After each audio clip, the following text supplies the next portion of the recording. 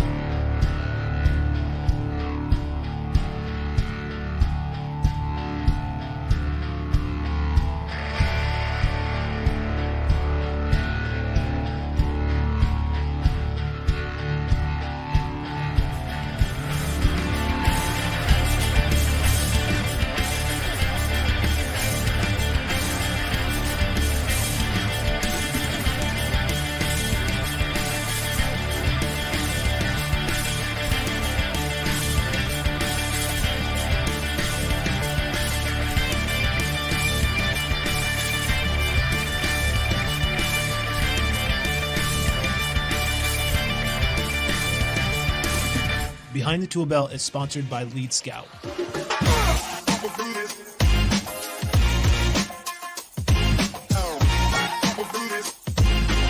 Find out more at leadscoutapp.com. Roofers, you want at least 5 solid lead gen tactics building chemistry. Let's say you have door knocking, referral systems, job site branding, and you add in aggressive SEO, paid ads, and boom!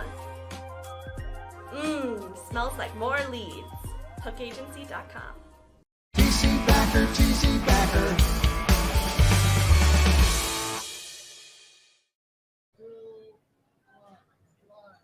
And we are back. We are back to Win the Storm. SVG, Anthony Delmedico, the host of Win the Storm Conference 2023, March 15th through the 17th. And we have 2 special guests with us tonight, Matt and his buddy Remington. Correct. The only reason why Remington is on the show is because he's got a really cool name. I have no idea who he is or what the hell he does, but he's got a really cool name. And Matt, I've known for a while. He's just a cool motherfucker, hence why he's on the show tonight. So, guys, what's happening? Nothing much, bud. Thanks for having us on. You're welcome, man. Thank you for coming on the show. Absolutely. Absolutely. And hanging out with us knuckleheads. Yeah. So, Matt, what's new? What's interesting? What does, let's talk about Remington for a minute in front of him. He's obviously a very beautiful man. He is. And his calves are stretching the hell out of his pants. He has to buy very special pants to hold those calves in, I hear. Probably. I don't know. I have no firsthand experience here.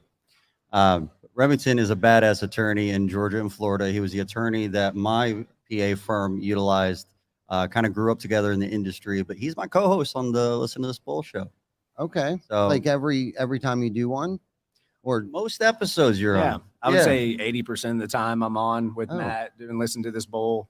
And we thought it'd be something different where you have because Matt's licensed public adjuster, having the perspective of public adjuster and then having an attorney tackling all the issues in the industry. So that's what we decided to do. Obviously, Matt is the star of the show. I mean, everybody get a close look at that beard. Look at that. I mean, look no at that. one's looking at my beard when Look your at face that is on the thing. Like a screen. beaver Sexy, pelt. I man. mean, look at that. So If sexy. if you're in the airport and you see that hat, you know who that is. It's, For real. It's Mulholland. Mhm. All right? Whoa, That's Holland. how we all know that I don't have a warrant against me. That's right. But no, It's recognizable. hey, just quick little 15-second story. Go for it. When we met, it was actually through a mutual friend, and he heard that I was getting in first-party property insurance as an attorney. He was starting out his public adjusting firm, All Good Adjustments, and he called. We called each other, and we had a meeting at his office.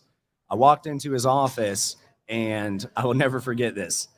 There's literally a dartboard on his office like this, and then in the middle of the dartboard was a sign of Allstate. Just throwing darts at us. I said, you know what?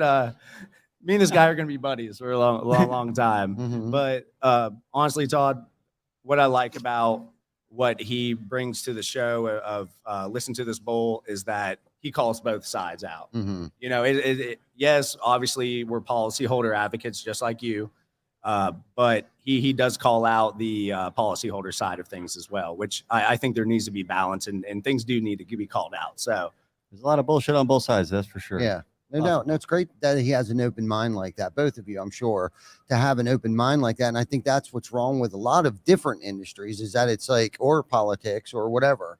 Like some people are just so zeroed and dialed in on one way, and that's the only way. Right. But to have an open mind and see both sides like you guys do, I think that's why you guys are good at what you guys do, because you can see both sides. You can empathize with both sides, each party. Yeah. Put yourself in the shoes of the other person, try to figure out what their motivations are. You can understand what it is that they're looking for. Maybe you can understand why it is that they think that what you're saying is unreasonable. Yeah. And sometimes it really isn't that hard if you just take a second to step back and go, why does this guy think that one shingle should be enough to replace a roof is unreasonable? Just say that out loud once. Yeah. Seriously. Obviously, he thinks it's unreasonable for a specific reason.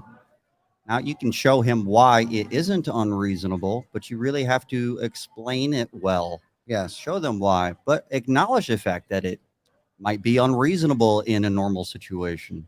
If you don't put yourself in that situation, then you're just going to get jaded when they say no and think that they're trying to be diabolically mean to your client all the time. And most of them are good guys. Yeah, for sure. Vast majority of them. Is that why you guys started listening to this Bull podcast? Because you wanted to voice your opinion or everyone's opinion, or just have a platform to, get the bullshit out there, to sift through the bullshit? Yeah. No pun intended, but is that why you guys had wanted to do the podcast? Yeah. What was your intentions at first? That's it. I mean, we want to expose it. There's not a solution to everything that we expose, but if we don't expose the bullshit, no one's going to. There's no one else really showing us that maybe that's not quite accurate. Maybe that's based on some pretty rough assumptions, some bad science, some maybe pseudoscience. Maybe they're not really giving you all the information, and they're skewing or twisting the information to suit their needs or wants. And that on both sides. So there's definitely a need to expose the bullshit. And the more that we do that on both sides, the more that we can start the conversation and have people really talk to each other. And one thing, I'm just going to call Matt out on this. I don't know if it's a call out. This is a compliment, but once you know Matt, there is no fakeness. Like he can't go in a room and be like, "Oh yeah, I really like you." He doesn't have that filter. Mm-hmm. It's just he doesn't have that natural filter. So when he wants to call out BS, he calls out the BS. Yes. And when he asked me, he was like, "Hey, look, there is no podcast in which there is a public adjuster as well as an attorney involved on the podcast, because you get two different sides of the story." I said, "Hey, I'm all for it." So I jumped in, and that's what we started doing. So that's how it worked out. So do you guys have both sides of the parties on your podcast as well? Yeah. We don't get as much from the carrier side as we'd like. A lot of times they aren't allowed to come on. But the ones that a lot of the big box carriers don't allow their people to do things, but the smaller firms will, the IA firms will. We get a lot of them on, and we get a lot of the vendors for them on, and we try to get as much of their perspective as possible. It's odd what happens though when they get them to come on. We want them to expose the bullshit on our side as much as possible, and they want to be as kind to us as possible. So they soften the blow a little bit too much, and it almost looks like we're just agreeing with each other on everything. And so sometimes it really doesn't help expose much, unfortunately. But I would say sometimes I agree with you, but sometimes it does. We had a independent adjuster on, which we all know works for the carrier on all claims. Yep. He was on roughly a month and a half ago. And that information that came out, I think people, if you haven't seen that episode yet, go take a look at the YouTube page or listen to this bull and take a look where he's actually calling out insurance carriers of what they're doing wrong. Mm-hmm.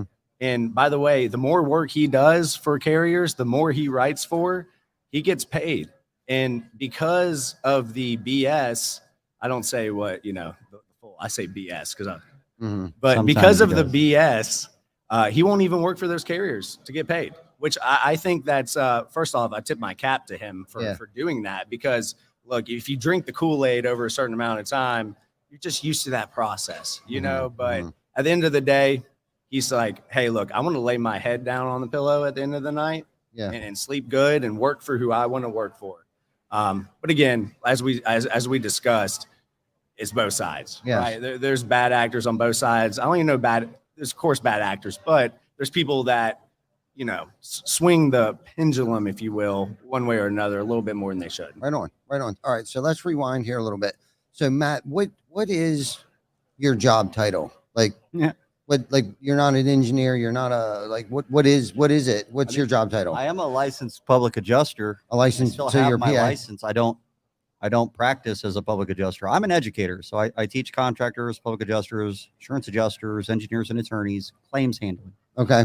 I've got courses that we teach. I do private training, consultation, expert work for different attorney firms, but mostly it's education. So we're building out a lot of the courses that I've taught over the years online right now. They'll be available very soon, and it'll be very soon. Right. But we've got some fun things that we've been doing during this conference season to really expose some of the shit that's out there that's being taught that just isn't correct. Awesome. And it isn't that we can prove that it's wrong and this is right. It's that it's wrong based on assumptions. And so we can't rule out that this might not be correct. So stop ruling out hail damage that looks like this, because the crap that you're doing in the lab doesn't make sense for what's in reality. And if you don't believe them, come and look at the hail cannon over at the booth, where you can see the hail impacts and how maybe engineers define hail damage versus, oh, this doesn't look like hail damage. Literally, come take a look sometime tomorrow at Win the Storm and go check the booth. You care if I ask you a question? Go for it. You asked, why did Matt start listening to this bull? What made you want to start this podcast? Oh, that's a great question. And it's funny because a lot of people have actually been asking us that question. So we needed an outlet or a platform to promote our local charitable events, is how this got started. So it started out with us just trying to promote some gazebos that we built that we wanted to auction off at a home show. When the home show was over, we decided to just continue to do it on Wednesday nights. And it was solely just to promote TC Backer Construction. And then we started to run out of content, came up with a name for the podcast, and people started to reach out and wanted to come on the show. And here we are 3.5 years later. I love it. I love it. For viewers, I just want to give you guys a perception of what's going on here at Win the Storm. They literally have the best booth here. I mean, this setup is awesome. So I told them that before we went on air, and I'm gonna tell Todd that again. This is great stuff, guys. Seriously, keep it up. Thank you very much. A lot better than an iPhone 9, right? That's how it started. iPhone 9 go live 3 years ago. 3 years ago. Yeah. So where I was going with that is, so you're a public adjuster, you're an educator, you're a teacher, right? So when you were a child, you didn't say, I want to grow up to be a public adjuster, right? Or am I wrong? Maybe you did, because you're a weird motherfucker. No. I like, hey, this podcast is not filtered either. I love this. Yeah, no. That's why I like this one. We're gonna get you to say shit by the end of it. BS. Right. Whatever. So how did, I guess, go back a little bit? Like, did you go to college, and where did you go to college? Were you a dropout, or like what inspired you to do what you're doing today? What led up to the inspiration to do what you do today, to be an educator? I'm just curious, because I don't think I've ever heard you talk about prior roofing industry. If you don't mind. There's a semi-long story here. I don't care. Let's go for it. I'm enamored with flight, space, aircraft. I went to, I did ROTC in high school. I got an Air Force scholarship, full ride. I had to go to school as an aerospace engineer, but I wanted to be a pilot. So Air Force, ROTC at Embry-Riddle University in Daytona Beach. I was doing really well. Honestly, I had the best scores in my class. I could have selected my aircraft, but it turned out that I had vision problems that were not overcomable. I knew that I was nearsighted. I knew that I had astigmatism. I did not know I had two. astigmatisms, and I couldn't overcome that much. So that year that they were going to graduate me, which it was a 5-year program, I got a full ride for 4 years. So I really paid for a full year at this school. But the year that I was going to graduate, they were taking in too many second lieutenants. I think that they shrank the military. And so they were taking volunteers to get out without having to pay them back. I didn't want to actually be an aerospace engineer. I mean, it sounded cool when I was a kid. I turned everything into an airplane. Literally everything had wings when I was a kid. My whole house flew. That's not what an aerospace engineer does. An aerospace engineer spends hours upon end creating spreadsheets to design a single part of an aircraft, and they don't get to see the overall design of an aircraft until they're 80 something years old and they're managing the entire project. So that sounded like bullshit. Yeah. I didn't want to do that. That sounded Yes. horrible. So I volunteered to get out, and they accepted my volunteer out. So I didn't finish aerospace engineering. I left school. And my second thing that I wanted to do was start a business. And that was in 2005. And I started looking for businesses. And I just became, open to anything, looking for opportunities. I had a fairly decent size pressure washing business going on where we were cleaning roofs with, at the time, Apple year was Roofing this? this is 2006 going into 2007. We all know what happened then. We were cleaning roofs using the applesauce, sodium hypochlorite, borax, TSP, this mixture that was just bam, ping, clean roof. Yes. Right. And only some of your plants died, probably. Not all. Most of them. And half your pets. Yeah. And small children. Right. Yeah, the economy tanked. And then, I had kids early on. So I married my high school sweetheart. And my son, who's here with me, 17. Liam. Yeah, Liam. He's recording us in the background right now, but he was real little. And so when the economy tanked, we had to figure something out. So I went and sold cars for a bit. And I did really well doing that.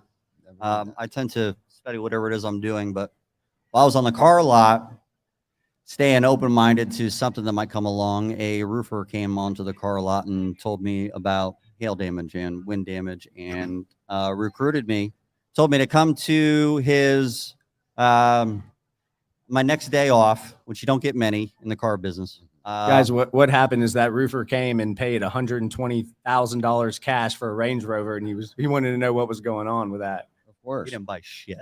Oh, okay. Bought himself a new sales guy. There you go. Yeah. There you go. He asked me to come out, and he's like, all right, I go out and set 5 appointments, and then I'll come out with you the next day and we'll do those 5 appointments together. So I set 7 appointments, and then he's like, oh, well, I didn't expect you to actually do that. I can't do any of these with you. So here's what you do. And he spent 5 minutes with me telling me how to find hail. He gave me the most glorious bullshit ever. Now it was plausible. Those algae streaks that kind of streak up on a roof. He's like, at the top of one of those, there's going to be a little indentation from hail, and water just kind of sits in there a little bit longer. And that's why the streak starts at that point. And so that little indentation is from hail. So if you go to the top of that, you're going to find a hail hit. Complete garbage. No hail hits there.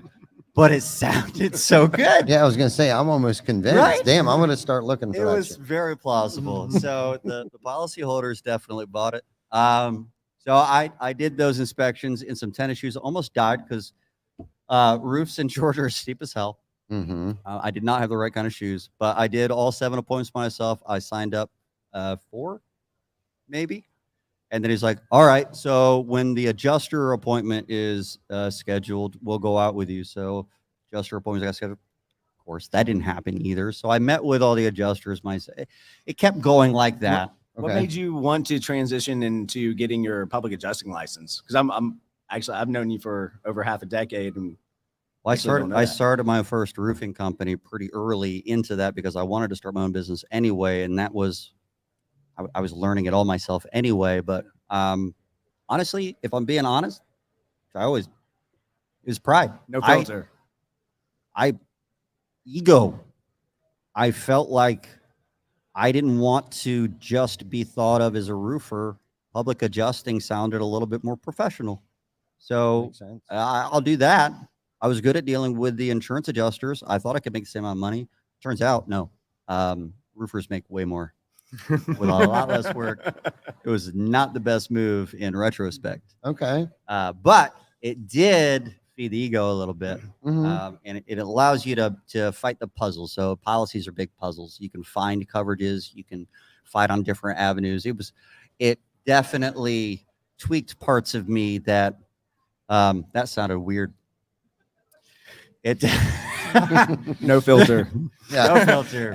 Right. Tweaked parts of me. And Matt looks for this is a true story. It'll be 15 seconds.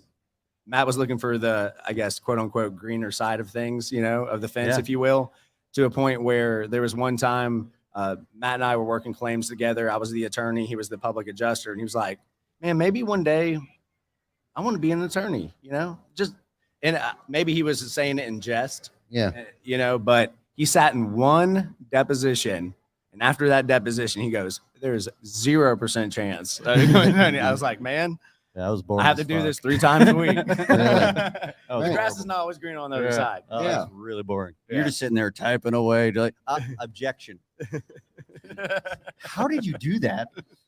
It's amazing. Anyway, I can't multitask. Yeah, no, that's an amazing story because I don't think a lot of people, at least I haven't heard it, and I'm sure a lot of other people haven't heard that story that you were self-taught, self-made, self-educated, to get where you're at today. And I think a lot of people need to know those kind of stories about guys like you that are in our industry, that you do have the experience, you do have the knowledge, and you know what the fuck you're talking about because you've owned a power washing business. Some shit went down when the recession happened. You fought through that. You sold cars. You went to go work for another roofing company. The guy wasn't very helpful, but you went out and you did it. You set 7 appointments, sold 4 of those jobs, met the insurance companies, met my man Remington over here somewhere along the line. Those types of stories like that, that's how this Behind the Tool Belt actually got started. Just so you guys know, Behind the Tool Belt, the man behind the camera, the man behind the tool belt, like who is that person? So that's why I kind of asked you that question, Matt, because this isn't always, a grab ass roofing podcast and we're going to drop a bunch of F-bombs. Sometimes a lot of people like to know like the grit, the true story, like the struggles, right? Like this wasn't served up to you. Like you fought tooth and nail to get where you're at today. You're growing a 17-year-old son over here. Just gotta water him every now and then. Yeah, right. Just add a little water. I can see a little chia pet growing on his face now and on the top of his head. Good healthy kid there. And I can see the resemblance. He's trying to grow the beard. It looks like he has a little more hair than you do, maybe. You a little try hard. No, good looking kid though. But congratulations on all of those victories. And now today you're a public adjuster. How did that go down? Like you were like, okay, don't want to be a roofer, don't want to be blue collared. Public adjuster sounds a lot cooler. I didn't have to knock on doors anymore either. So, as a PA, I was able to market to contractors, so I didn't have to knock on the doors. I didn't want to knock on doors anymore. I hate knocking on doors. I mean, I did it because I had to. And to be honest, I don't half-ass anything. So I was pretty good at it. It was a fight every time I got out of that car. So I didn't want to do that anymore. So anyway, as a public adjuster, we started our own firm, broke away from the roofing company, because even if you're in a state where you can be a PA or a contractor on the same claim, it's better to be separate because there is a conflict of interest. You shouldn't do that. It's not good for the claim, and it makes the carrier look bad upon you anyway. They're going to look at you like you're fishy, like you're doing something underhanded, because you might be. It looks bad. There is a conflict of interest. There's some bullshit that you're doing. How about that? So as a public adjuster, though, we grew the firm to be the largest PA firm in Georgia. We were handling about 3,000 claims a year. And when you have that kind of claim volume, you get to see a lot of data. To come back full circle, here I am looking at spreadsheets every day of a bunch of data, and I get to see systemic approaches from different carriers. If we do this, then this is what the results are. So if you have all that data, you really get to see what small changes in your approach to different things can do overall. If you're doing small volume, you don't get to see what the results would be. There's going to be anomalies, but you don't know if it would be that way on average or as a normal result. So honestly, this industry would be greatly improved if we could share data, share similar data. That's how a tribe of Davids could end up winning. Let me chime in just real quick. Yeah, go for I it. feel like, and again, this is my opinion, but the whole sharing data like kind of sparked a thought. And I've had this thought where you have contractors, public adjusters, and attorneys all on the policyholder side as advocates working for the policyholder. And I feel like the insurance company wants the contractor and public adjuster and attorneys to somehow get into pointing the finger at each other of, oh, you're doing this wrong. You're doing this wrong. They want these three different professions to maybe not necessarily get along and share the data that you're talking about, right? Versus the other side, we all know that these big time carriers are having behind the door conversations, and again, this is just my opinion, but I see it.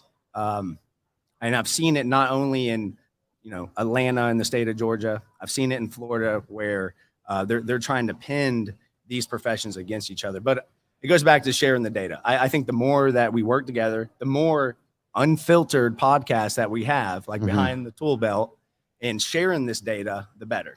Yeah, for sure. Yes. I do. Yeah. No, I agree. Yes. You're absolutely right. Unfiltered is the key. Yeah. Stop getting afraid of that camera. Have some balls. Yeah. Throw There's some balls. big balls at my booth if you need to borrow some. Yeah. Yeah. I know I asked you one question earlier. You care if I ask you one more? No, go for it. So you've had this podcast for over 3 years. You've interviewed probably hundreds of people, right? Throughout the duration, give or take. Yeah. Right. Yeah. You're what, every Wednesday? Every Wednesday What time? at 7 p.m. Eastern Standard Time. At 7 p.m. Eastern. Yeah. So from the start of this podcast to now, we're talking 3 years. Let's just say 5 years. In the last 5 years, like what's the biggest difference that you've seen in the industry, or one of the biggest differences that you've seen in the conversations that you had 3 years ago versus now? Okay. There's definitely a lot more information out there, meaning like the technology has evolved in just a short period of time. It's a lot easier to start a roofing business, even if you don't come from the roofing industry, because of YouTube, Facebook groups, roofing forums, roofing conferences. 10 years ago, there wasn't roofing conferences like this. So to come here to get counseled by someone, to hire someone to help you run your business, I think the biggest thing is probably the technology aspect of things. Okay. Not just being able to start a roofing business, not knowing anything about roofing.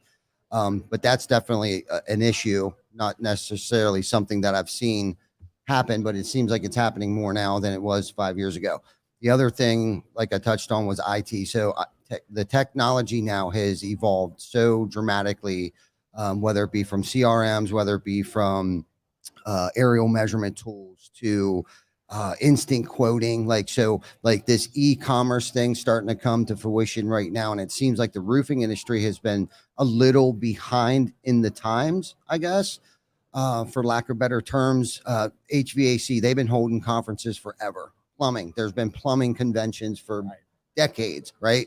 So what, in the past decade or so, maybe, what is it? This is the 9th year of Win the Storm. This was one of my very first. It's only 9. Yeah, 9 years. I think this is the 9th annual, right? Again, so like 3 years in the roofing industry is a decade. Your months seems like years for some of these people. Yeah. For some of us who've been doing this a long time, we've been in business for 15 years. Prior to that, this is what I did. So, I mean, there's very few of us. It seems like there's more rookies in this. And there's a horrible statistic out there that from 1 to 5 years, most roofing businesses aren't going to make it. Right. And that's something that I think a few of us are trying to change that statistic, that percentage. You know what I mean? And that's something we talk about a good bit on this. Like with all this technology, I think there's almost too much technology now, especially for those that are starting out in business, because you come to something like this and everybody's trying to sell you some form of technology, right? And it's a little bit overwhelming. So you get it home and you got to enter in your labor and you got to enter in your cost of materials and things like that. And it's like, then you got to set it up and you got You got to do all these things. And I think it can be so overwhelming. And if you're starting out in business, not to go down a different rabbit hole here, but this is one of my passions here lately is to try to change that percentage. If you're going to do it, let's do this right. Right. Like let's lose this 1 to 5 year thing. And let's make it 5 to 10 years. Most roofing businesses last 5 to 10 years. And I think a lot of that has to do with is just keep it simple, stupid. Let's get back to the basics. And if you stick to the basics, you don't ever have to go back to them. Right. So let's get 2 pieces of technology. How about QuickBooks and a CRM? And then the other one, just see which one bolts on there the best, whether it be a lead gen type of thing, whether it be what's here, aerial measurement tool that integrates with your CRM. Let's just keep it simple, stupid. We don't need all of this fancy bling horse shit that everybody's out here trying to sell us. You know what I mean? And being a consumer myself, that's why I'm calling it bullshit, because I got caught up in all of this shiny shit that's out there. And it's like, Jesus Christ, you're spending all these monthly fees on stuff that you forget about until at the end of the month, you look at your checking account. It's like, no shit. Most roofing companies are going out of fucking business. Yeah. And I'm not, because I've been around for 15 years. I've gone through 3 recessions. Yeah. You know what I mean? But I've been fortunate. I'll knock on wood, because I've paid a lot of dumb taxes. And that's why I think by coming to things like this, doing a podcast and talking about the stupid shit that I went through, maybe you won't have to go through that.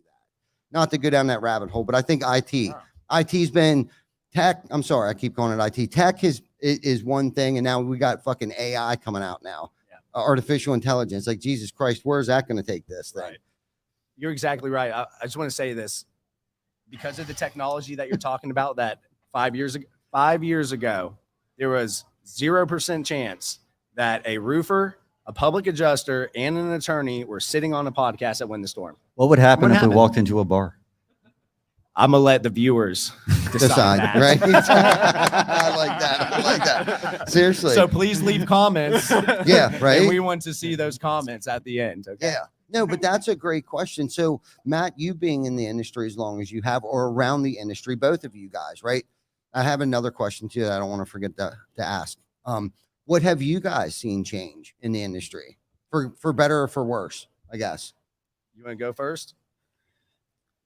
I'm still reeling on your. Can I bring it back to that? Oh yeah, hole? Fuck yeah, bring it in, bring it back. Yeah, yeah. Did it get you going? Yeah, got me fucking going too. That's my favorite shit right now. He's all excited. Yeah, yeah, rabbit hole. Good. That's a nice rabbit hole. Yeah. There is a lot of shiny shit, and there's a lot of subscription fees, and you used to be able to buy a software program, and you'd own it, and now it's all subscriptions, isn't it? Yeah, it's rented. That fucking pisses me off. Right? Yeah, you're renting everything. Yeah, right. You don't even own the shit. Yeah, you never own anything. We don't even own. We own this content, but we don't even own the fucking platform that we're hosting it on. No, that's true. I don't. You know what I mean? It's fucking rented. And everything has another thing. Even the social media, there's too many social medias, and there's a new one every day. And it's like, oh, you need to get on this one. Why can't I post to one place and get it on everything in the same format? I have to make 5 different formats. Mm-hmm. And if I want to post something to 50 million different Facebook groups, do I really have to sit there and post every one individually? My God, you realize how long that takes? 1 minute and 29 seconds each. That's how long that's how long our intro is. Hey, you care if I ask a question to the audience right now? When you get good at it. Just a quick question. Yeah. So we have John Anderson from Premier Claims is walking by. John, we pinned a question in the last 5 years. What is one of the biggest changes that you've seen in the industry? And you can come up here and talk real quick if you want to. Yeah. How are y'all, guys? Doing good, John. Nice to meet you, John. Nice to meet you. Hi, Backer. Nice to meet you. Meet you. Yeah. So changes in the industry. I didn't mean to take your chair. No. I think the Florida laws that just changed are the biggest change I've seen in the industry in quite some time. Yeah, I have to say that. I mean, it's a huge pendulum swing from having the fee shifting and everything else, and then no attorney fees, no AOBs, things like that. I mean, look, everybody, the state of Florida, everybody looked for first party as, hey, this is the great state to be in. With all these legislation changes, it's definitely, I don't think people maybe saw it coming, some changes, but not this significant. And I feel like the pendulum got swung way to the other side really quick. So that's my opinion on it. Yeah, huge changes for the attorneys for sure. Yeah. It also is, we're still trying to process, how these changes will affect the PA world and the contractor. It's definitely not good for the policyholder. Yeah, I would agree. Matt, I know you have 2 cents on this. I mean, you're definitely going down the right path here, and I probably should have gone down that path instead of your rabbit hole. Your rabbit hole got me all worked up. I saw you. Got them all fired up. Yeah. It's bullshit. There's a lot of bullshit. It's a lot of There's bullshit. too much bullshit. This is a I started to get no fired up. filtered podcast. That would actually be a great name for a podcast, and a band name. Great band name. 2023. What were we talking about? We're talking about the Florida legislation changes. Is what happened. Shit. But we don't have to go down that Yeah, rabbit hole. no. I wanted to bring John on. I wanted to ask that question. I asked Todd. I said, hey, if we have some audience come by, can I get some live interaction? He said, go for it, unfiltered. I think some of the major issues, or the biggest changes that we see today, is that the carriers are defending their stance a lot harder than they used to. So they had people with authority on site a lot more than they used to, or a lot less than they used to. And now the authority is at the desk with people that haven't been there for very long, and they're getting trained by third-party engineering companies, certified even, to use their definitions, not the policy's definitions of what damage is. Policy doesn't have a definition. And so we're narrowing, using a narrow term definition of what damage is versus what the broad lack of a definition or ambiguity that the policy would normally have. So it's not benefiting the policyholders, and we're just dealing with a nice. You got There you good go. people. I told you they have a great setup. They got Right? mics, they got mics everywhere. I'll move And- over a little then. And Todd, Yeah. you talked about the KISS method earlier, and I love to use that every day, seriously. And so what Matt's trying to say is there's a lot of complex things going on when it comes to defining terms, what's damage, what's not damage, et cetera. But at the end of the day, big picture is they want everything's a fight now. It seems like everything's a fight. It has to be a win, not, hey, let's go inspect this roof and just get it approved. It seems like it's The these easy hurdles. stuff is a fight. And that's the change I've seen since I entered this industry versus what's going on presently today. Well, what do you guys think? Can you guys hear me over there? Okay. What do you guys think would have been different? Okay, let me think about this for a second. What do you think can help change that? Like, what do you think they need to do differently? So, because obviously something has happened for them to go, for that pendulum to swing so far left. Okay. What do you think should have happened so it didn't go that way? Like, should there have been more honest contractors? Should there have been something put in place, more hoops for you guys to jump through, more documentation, or like, what do you? Just to answer it, I'm going to use the KISS method as well on this. If you take the FAR policyholder advocates, if you take those, let's just say radical for terms, all right? If you take that 5% out, no, really, Policyholder terrorists. If you take that 5% out of the bad actors on the policyholder side, and you take that 5% out of the carrier side, you Carrier take terrorists. those bad actors, there's that. I feel like the people that are doing the right things on both sides, I don't think there's going to be a fight. But I feel as if people, I'm like I said, It would hey, change the game. it would absolutely change the game if estimates aren't inflated, if carriers are just undercutting losses. Like if we have that middle ground, I feel like that's where it could come back to 10 years ago, where you see a roof, you meet him at his F-150 and he's striking checks, and coming to an agreement rather than, I think I need to get Donan involved. I feel like that's where you take those bad actors out on that just small percentage too. So insurance needs a war on terrorism. I shouldn't have used radical. Right. So do you think they will ever come up with something to just make it a little easier for the homeowner and the contractor? Or what should they do? I mean, right now, the policies are very, very wordy, and they're not really they're written in plain language the way that is defined, but it's not written in easy to understand language. And so it's written in such a way that it's very easy to get confused. It can easily be misunderstood. probably on purpose. Yes, that's what I was So it's utilized against people in many ways. I don't know. There are some insurance companies now that a lot of those that are causing all those issues are kind of going out of business, becoming insolvent, all that nonsense. There are some newer insurance companies that are trying to fill that gap with something a little bit simpler. And I don't know if it's going to make much difference, but a lot of those newer insurance companies that are filling that gap are doing so with some better backing with either internal or better backing with better reinsurance policies. There probably will be a new generation of insurance very soon that we'll probably see that could make a difference on that. But again, if the terrorist organizations on both sides don't stop what they're doing, it's just going to start the whole cycle over again. Right. No. Go The ahead. industry's kind of hurt itself a little bit by those terrorist organizations. So that 5% of We should probably contractors, stop saying it. I'm sorry I said and radical. the 5% of bad, carrier adjusters. Most carrier adjusters are great, right? We have great relationships with a lot of them. Most contractors are great. They're fair and honest. But the bad ones hurt all of us. They hurt the entire industry. Plain policy language would be super beneficial across the board. Right. We have attorneys just to review policies most of the time because most people can't figure out how it actually reads.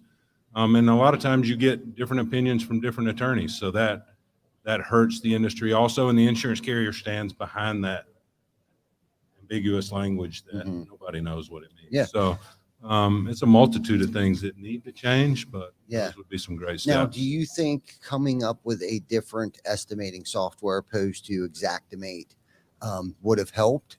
Or if it would have been more updated at times, during inflation or things like that? Or do you think they should just come up with something else? Who's they? Whoever they came up with. There's other Xactimate. estimating platforms out there. You could use whatever you want as a contractor. Have you ever used Xactimate as a roofer before insurance? No, we never used Xactimate. So why do we have to, right? We don't. That's the key. It's the path of least resistance. Yes. Is it? I truly believe that. I feel like if you come with again, my opinion, you come with a lump sum, Yes. for this roof, it's $75K, here you go, versus line item out, because the insurance carrier can attack the line items, right? They can, in different states not go to appraisal because of these line items. So I feel like it's the path of least resistance to say, okay, fine, instead of doing this lump sum, we'll play by your rules and we'll do an Xactimate to your liking to get this approved. That's just my opinion. You don't think so? Yeah, We've done it many exactly. times. There's definitely a strategy to go both ways. I have been involved in claims where the contractor gave me a bid estimate the same way that they do for every retail job that they do, and it became an incurred cost, and it was an easier argument in those cases. It wasn't that way for every claim. Sometimes they fight me on that and they want the itemized estimate. The lump sum contract always seems to be a fight if you have only one number and they want you to itemize shit, but that's only if there's a scope argument. In certain states, that scope argument becomes very granular and it's line item by line item. In some states, scope argument is very broad. Roof as a scope in certain states is broad enough that you don't have to deal with that shit. Georgia, scope is, how many nails are we talking about? It gets real granular. So in very simplistic terms, in the high leverage states, it's just fine to use whatever software you want. In the low leverage states, you might need to use Xactimate and play their game to get where you need to go. Okay. All right. Well, no, very good answers. Because I was just curious. We live up north, so we do have insurance claim jobs that we do, but mostly retail. So we're more familiar with the lump sum version of quoting, right? But like you touched on, I think you got to learn the game, right? You got to know the rules in order to play the game. So if that's the software that they're using, learn how to use it. And I think that's where a lot of people manipulated it, right? By either A, didn't know how to use the software, or B, got really good at learning how to use the software and not missing any of those line items, right? My experience with Xactimate is it's pretty close if it's used properly, right? You go put a bunch of line items in Xactimate that aren't there and aren't needed, your estimate's going to be super inflated. If it's used properly, the estimate will fall within pretty good range of normally where a reasonable contractor is at. Now, reasonable is broad, right? Contractor can charge whatever he wants, but we know an inflated number when we see it. And Right. Xactimate is a great tool to verify a lump sum bid. We use it regularly for that purpose. Yeah, to gauge it, and especially for someone in the insurance world that doesn't know roofing specifically, right? So Right. that gives them also a tool, to not miss any line items, because if you don't know the industry, you don't know how many boxes and nails, right? Correct. One box of nails per 13 squares of shingles. That's what we use. That should give you 6 nails per shingles, right? Now that I know that because I'm the owner of the business, and I want to know how many boxes and nails it takes per square of shingles, just for budgeting reasons. Right. I don't even know if the insurance company knows that. You know what I mean? But if you Most don't don't. know How much waste do you put in that? how many weight, usually If you have a shitty coil and you just technically it will do 17 squares. So I put 3 squares worth of waste in there. Yeah. So what is that percentage? I don't know. 7%, right? 7%. Yeah. 7%. 7%. Each. Think if you were doing a retail job and you hand over the homeowner an Xactimate estimate with 46 line items, he's going to be like, what in the hell is this? Yeah, Right. right. I mean, Yeah, it's, if you it's have just, your shit you got to together. play the game. Yeah. You got to be, if you're in the insurance industry, you play that game 5 versus minutes to get out of here. these lump sum bids, just like you would do for regular retail. Right. So, Yeah, exactly. No. So we got the 5-minute warning here. It looks like we got the, what county are we in? Dade County, Orange County, Broward. Broward County Sheriff's Department over there watching our episode right now. At least he's got a smile on his face. I don't see his handcuffs yet or taser. So they're coming big, out soon. Big shout out to, how do you say it? Broward. Broward County. Yeah. Thank you for allowing us to come to your county. Hey, So, thanks for but- having us on. Yeah, no, seriously, man. Nice to meet you. Very Good to first meet time ever you. meeting you, I Yes, think. sir. You, Remington, badass name. Thanks, buddy. Matt Mulholland, All you're right. one of my favorites, dude. Just so you know that. Right. Keep rocking, keep How do I educating. get to the top of the list? What do I gotta do? You're Don't make you're it weird. there. All right. You're there. That's good. Okay. All right. So thank you guys for coming on the show. Thank you guys for always tuning in. Thank you, Sheriff's Department, for posting down handcuffing us. security. Yeah, for not handcuffing us and all that good stuff. Tina, God bless you, honey. Love you. That's Vic's wife right there. Big shout out. Everybody clap. Tina's in the house. There you go. Did I embarrass you enough? All right. Later. Super wedge coming. David Summary. Good to see you. Love you, brother. All right, you guys. Yo, have a good night. What is Thank that? you, guys. Every Wednesday at 7 Yes, Eastern? every Wednesday night, 7 p.m. Eastern Standard Time. There you go. Yes, Thank you sir. for having us, bud. You're welcome. Thank you. Have a good night, everybody. Thank you.